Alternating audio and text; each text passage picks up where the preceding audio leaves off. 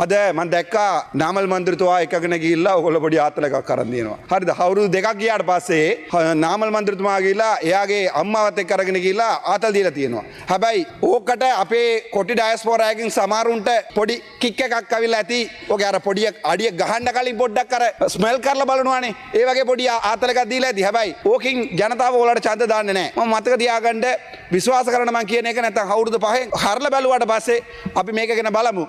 මේකෙන් කවදාවත් වෙන්නේ නැහැ. දැන් අද අපේ ස්පීකර් ගෙන වංජා දූෂණ කමිටියෙන් කියලා කම්ප්ලේන්ට් එකක් දාලා තිනවා. එයා මිලියන් 2ක් පාවිච්චි කරලා එයාගේ පෙට්‍රෝල් පාවිච්චි කරා. ලැජ්ජ නැද්ද ඕගොල්ලෝට? ඕගොල්ලෝ කෑමද ගන්නෙ? බත්ද ගන්නෙ? ඕගොල්ලෝ බෞද්ධාගමද? සිංහලද? ලැජ්ජ නැද්ද ඕගොල්ලෝට? මේ ස්පීකර් පාවිච්චි කරන මිලියන් 2ක් සල්ලි. මම එයාගේ අවසර ඇතුළත මම කතා කරේ. මම පැහැදිලිම ඒක අවසර ගත්තා. ස්පීකර් ගෙනලා තියෙනවා එයාගේ පර්සනල් ඇසිස්ටන්ට් විදියට PH කෙනෙක් වල. අපිට කණ්ඩ ගියාම ඕගොල්ලෝ 159 ඇවිල්ලා කාලා ඉවර කරගත්තාම 3ට යනකොට කෑම නැහැ. හැබැයි එයාගේ පර්සනල් මෙයාට වෙනම කෝස් එකක් ඕඩර් කරලා වෙනම කෝස් එකක් ඉන්ටර් කෝස් එකක් යනවා මේ පාර්ලිමේන්තුව ඇතුලේ. අපිට කන්න නැහැ මේක ඇතුලේ. එතකොට ඒක විරුද්ධවත් මේ වංජා දූෂණ කොමිටියෙන් ගිහිල්ලා තියෙනවා.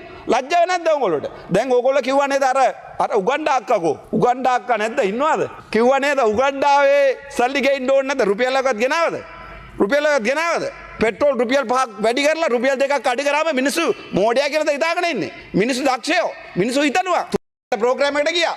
මිනිස්සු ආනවා ඔයාලාගේ නායකයෝ කවුද කියලා. මගේ නායකයෝ ඉන්නවා දෙවියෝ මම බය නැතුව කියන්නේ. ඔයාලට නායකයෝ නැහැ නේ. ඔයාලාගේ නායකයෝ නගිල්ලා කියන්න පුළුවන් නම් රෝගණ විජේවීර කියලා. කවුරු හරි අතෝසල කියන ඔයාගේ නායකයා දෙවියෝ රෝගණ විජේවීර කියලා. ඒ මිනිහා මරලා ඉවරයි. හැබැයි පාන්ද ගන්නෙ, බද්ද ගන්නෙ, නැත්තම් මේ පීසාද ගන්නෙ ලැජ්ජ නැත ඕගොල්ලෝට. මේ වගේ මම තව ඕගොල්ලෝට කියන තව අවුරුදු 3යි තියෙන්නේ. ඒ අවුරුදු 3ක් ඇතුළේ මේ සෙල්ලම කරොත් ඕගොල්ලෝ අපේ පාර දකින්න යනවා ඉස්සරහට. මට දුකයි.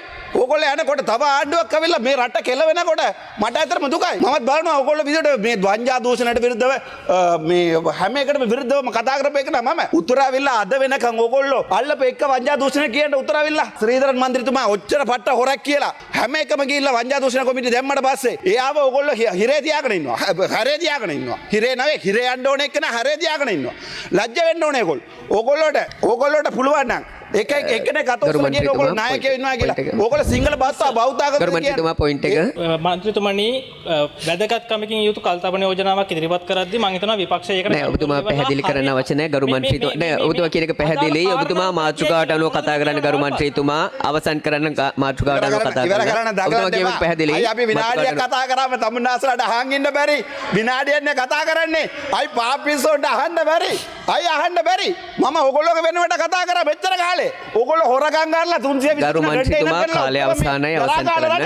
මේක අපේ රට මගේ රට මේක. මම සිංහලවටත් ආදරේ මුස්ලිම්ටත් ආදරේ දෙමළටත් ආදරේ. මම මේක කතා කරන මේ පාර්ලිමේන්තුවේ අද ගණන් කරලා බලමුද කීයක් ඉන්නවද කියලා. පුළුවන් නම් 20ක ගණන් කරලා වෙන්නන්න මිලියන් 15ක් දවස්. ගරුමන්ත්‍රීතුමා කාලය අවසానයි අවසන් කරන්න. ඉවර කරනවස. එතකොට මිලියන් 15ක් දවසට වේදමක්.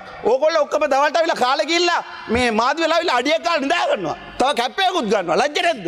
හර්ධදාසීම අතෝසල කියන්නේ ඕගොල්ලෝ කියන එක හරිද කියලා. ඒ නිසා තමුන්නාසලාට තවත් බැඳලා ඉල්ලන්නම්. තව අවුරුදු 3යි තියන්නේ. ඒ අවුරුදු 3ම කෙලව ගත්තොත් තමුන්නාසලේ පාරට දකින්න අවසන්. දසත සිසාරා විශ්වාසයේ සන්නාමය. දසත නිවුස්. දවසේ දසත පැතිරුණු පුවත් ඇසිල්ලෙන් දැනගන්න. දසත YouTube නාලිකාව සබස්ක්‍රයිබ් කරන්න.